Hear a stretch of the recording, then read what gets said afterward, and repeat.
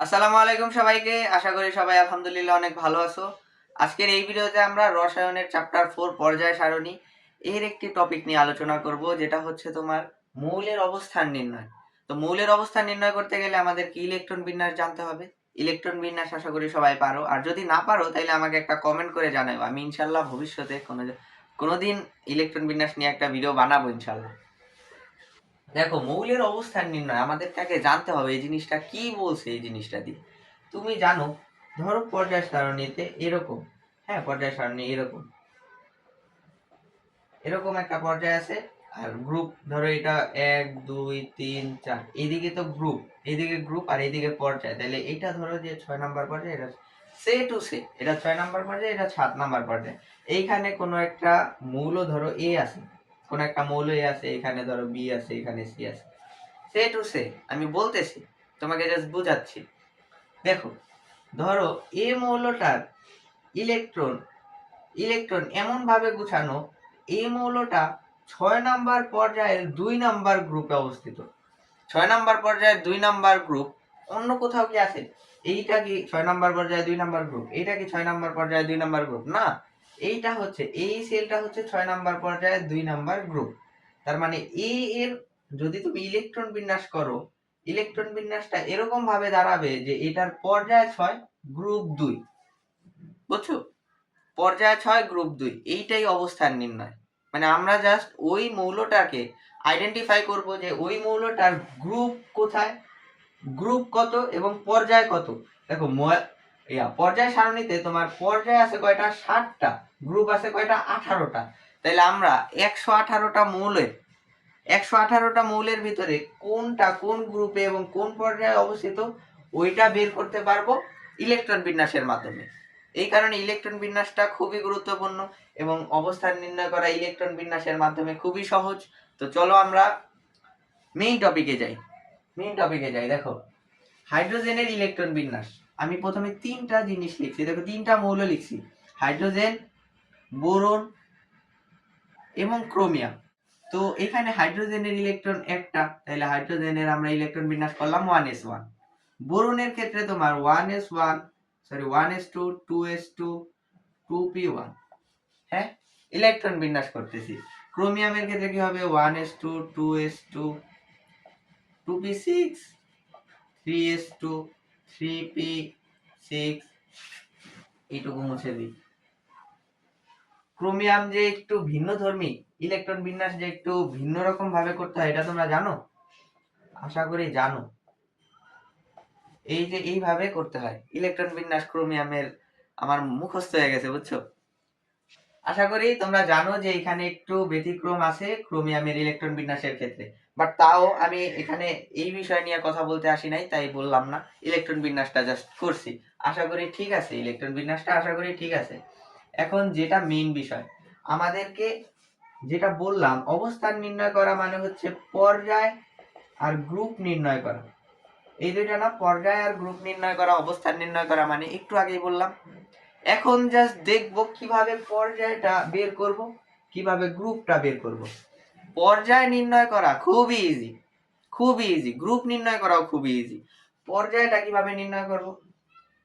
পর্যায় নির্ণয় কিভাবে করব? দেখো, কোন মৌলের প্রধান শক্তি স্তর, কোন মৌলের প্রধান শক্তি স্তর যত, তার পর্যায় সংখ্যাও তত, মানে সে সেই পর্যায়ে অবস্থিত। আমি কি বলছি?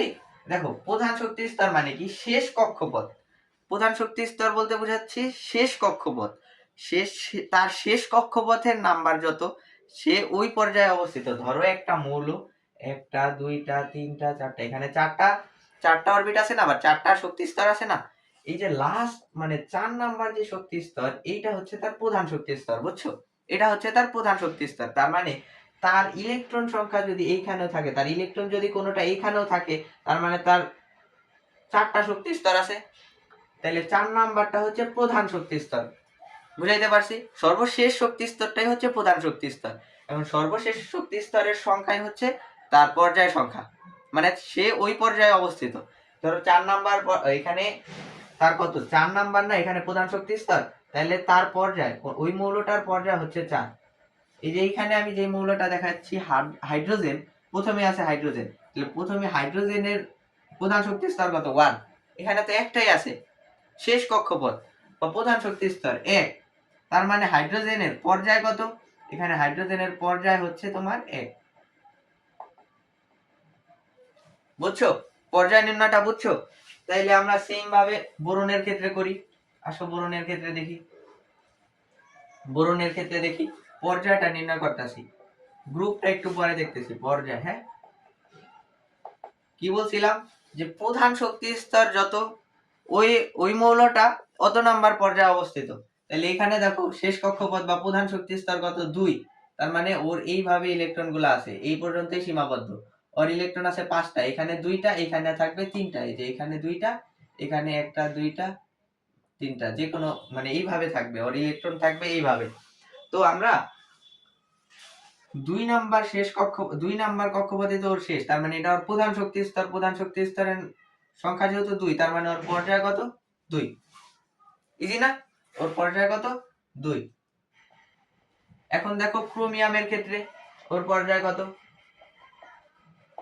ওর পর্যায় কত দেখো, ওর সর্বশেষ শক্তি স্তর সংখ্যা কত 4, তার মানে এইটাই হচ্ছে প্রধান শক্তি স্তর, এটাই কি প্রধান শক্তি স্তর, তার মানে প্রধান শক্তি স্তরের সংখ্যা 4, তার মানে ও পর্যায় 4, ও 4 নাম্বার পর্যায়ের একটা মৌল। বলো বুঝছো? পর্যায় নির্ণয়টা বুঝছো কিনা কমেন্টে জানাও। দেখো এবার আসো গ্রুপ নির্ণয়। গ্রুপ, এই গ্রুপ নির্ণয়ের ক্ষেত্রে আমাদেরকে 3টা নিয়ম জানতে হবে, 3টি নিয়ম, 3টি নিয়ম একদম ইজি, 3টা নিয়ম, কোনো কঠিন কিছু না।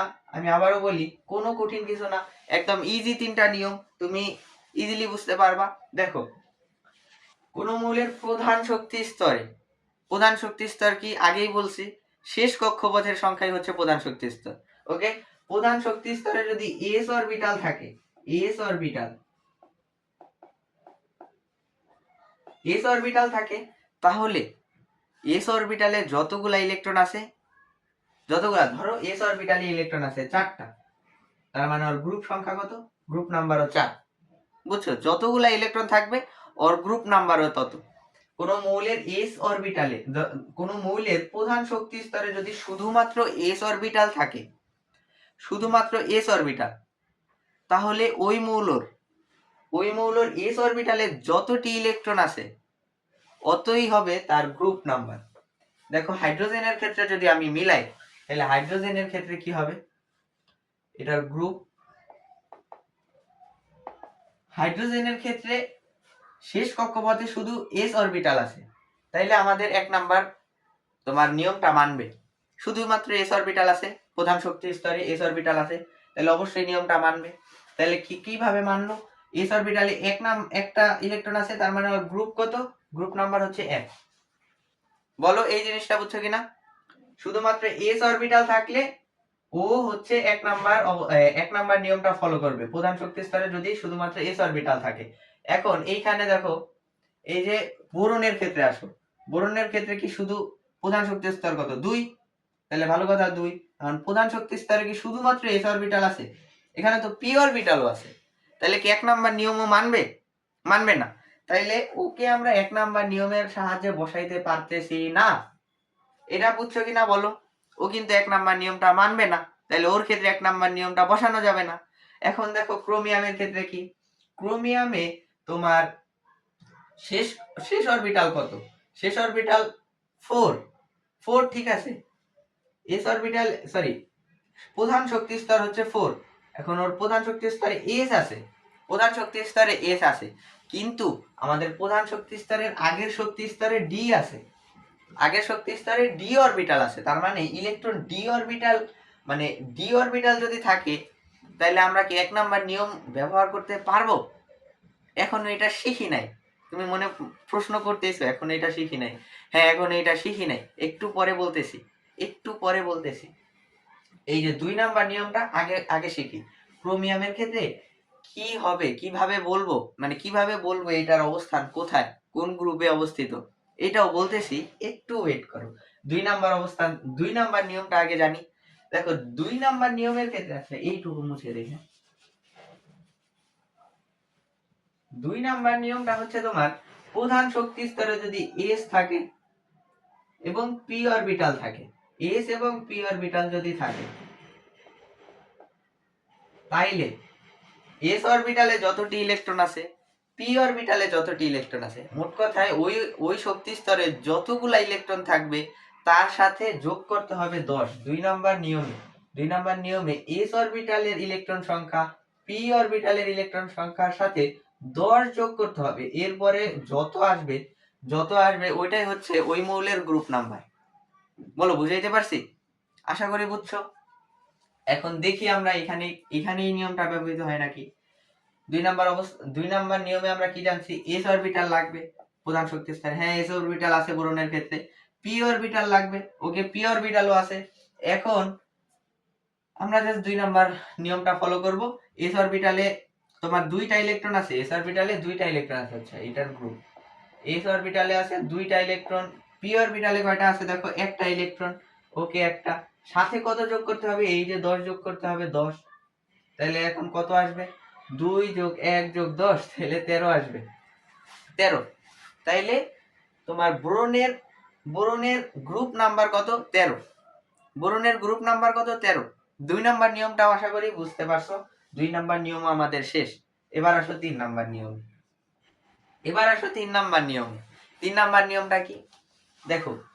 প্রধান শক্তি স্তরে যদি এস অরবিটাল থাকে, কি বলছি? প্রধান শক্তি স্তরে এস অরবিটাল, কিন্তু তার আগের শক্তি স্তরে যদি ডি অরবিটাল থাকে, তাহলে এটা হচ্ছে 3 নম্বর নিয়ম। এখন 3 নম্বর নিয়মের ক্ষেত্রে কিভাবে বের করব? প্রধান শক্তি স্তরে এস অরবিটাল থাকতে হবে, তার আগের শক্তি স্তরে ডি অরবিটাল থাকতে হবে, এবং এইভাবে যদি থাকে তাহলে তুমি এস অরবিটালের ইলেকট্রন এবং ডি অরবিটালের ইলেকট্রন যোগ করে যত পাবা ওইটাই হচ্ছে ওই মৌলের গ্রুপ নাম্বার। বলো, বুঝছো কিনা? দেখো, আশা করি বুঝতে পারছো 3 নম্বর নিয়মটা। এখন আসো ক্রোমিয়ামের ক্ষেত্রে। ক্রোমিয়ামের ক্ষেত্রে দেখো, এস অরবিটাল আছে। এস অরবিটাল দেখে কি আমাদের প্রথম নিয়মটা মানতে হবে? না, আমরা দেখব এস অরবিটালের আগের অরবিটালে ডি অরবিটাল আছে কিনা।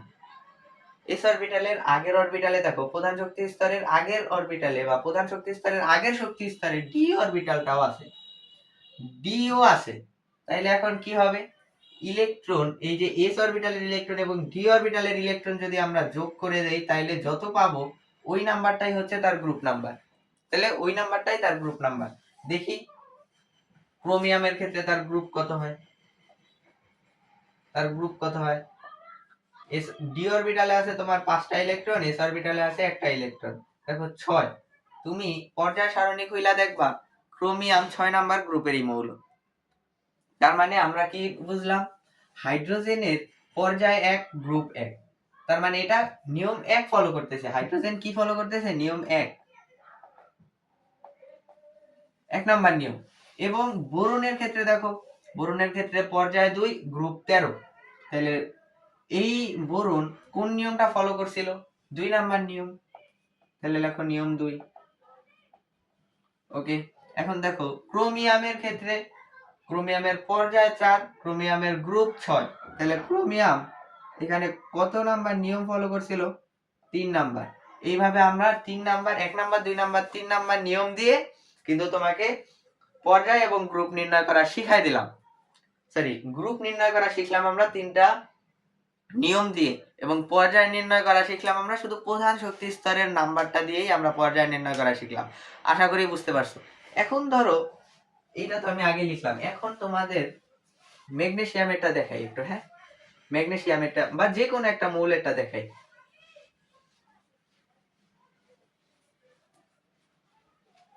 প্রথমে ম্যাগনেসিয়ামেরটাই দেখাই।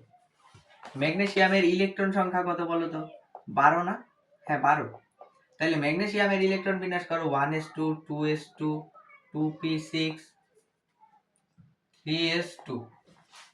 বলো, 12টা ইলেকট্রন হয়েছে না? এখানে 10টা, এখানে 2টা, 12টা। এখন ম্যাগনেসিয়ামের গ্রুপ কত হবে? আচ্ছা, পর্যায় আগে নির্ণয় করি। পর্যায়, ম্যাগনেসিয়ামের পর্যায় কত হবে বলো তো? ম্যাগনেসিয়ামের পর্যায় কত হবে? পর্যায়ের নাম্বার হবে এই যে প্রধান শক্তি স্তর যত, তার পর্যায় হবে তত। তার মানে ম্যাগনেসিয়ামের পর্যায় হচ্ছে 3, যেহেতু এখানে ম্যাগনেসিয়ামের প্রধান শক্তি স্তর হচ্ছে 3। এখন গ্রুপ কত হবে বলো তো? এই যে ম্যাগনেসিয়ামের দেখো প্রধান শক্তি স্তরে শুধুমাত্র এস অরবিটাল আছে এবং তার আগের শক্তি স্তরে যেহেতু ডি নাই, তার মানে এটা নিয়ম 1 ফলো করতেছে। নিয়ম 1 এ আমরা কি বলছি, এস এ যতটি ইলেকট্রন থাকবে তার গ্রুপ নাম্বারও তত। তার মানে এখানে এস অরবিটালে 2টা ইলেকট্রন আছে, তার গ্রুপ নাম্বারও 2। ওকে, আশা করি বুঝতে পারছো। এখন আসো নাইট্রোজেনেরটা দেখি। তাহলে নাইট্রোজেনের ইলেকট্রন সংখ্যা কত? নাইট্রোজেনের ইলেকট্রন সংখ্যা হচ্ছে 7। তাহলে 7 না, 7ই তো। তাহলে দেখো 1s2 2s2 2, আচ্ছা 2p 3, 2p3। এখন নাইট্রোজেনের পর্যায় কত হবে? এই যে প্রধান শক্তি স্তর 2, তার মানে পর্যায় 2। গ্রুপ কত হবে? প্রধান শক্তি স্তর 2, তার প্রধান শক্তি স্তরে s অরবিটাল আছে, p অরবিটালও আছে। তার মানে কি এটা 2 নাম্বার নিয়ম ফলো করতেছে। 2 নাম্বার নিয়মে কি বলছিল, s অরবিটাল p অরবিটালের ইলেকট্রন যোগ করবা, সাথে 10 যোগ করবা। তাহলে 2 আছে s এ, 3টা আছে p তে, সাথে 10 যোগ করতেছি, সমান কত আসবে? তোমার আসবে হচ্ছে 15। তাহলে তার নাইট্রোজেনের গ্রুপ হচ্ছে 15। আশা করি বোঝা গেছে। এখন আসো আমরা টাইটেনিয়ামের ক্ষেত্রে দেখি। টাইটেনিয়াম কত জানো? টাইটেনিয়ামের ইলেকট্রন সংখ্যা হচ্ছে 22। টাইটেনিয়াম 22। তাহলে দেখো টাইটেনিয়াম যদি 22 হয়, তার ইলেকট্রন বিন্যাস কত হবে? টাইটেনিয়ামকে টি দ্বারা প্রকাশ করে। 1s2 2s 2s2 2p6 3s2 3p6, আচ্ছা 4s, আচ্ছা এইভাবে না লিখা আমি এইভাবে লিখে দেব 3d2 4s2। দেখো কয়টা হয়েছে এখানে? 10টা 18টা 20 22, 22টা হয়ে গেছে, বুঝছো? এখন আসো আমরা গ্রুপ এবং পর্যায় নির্ণয় করি।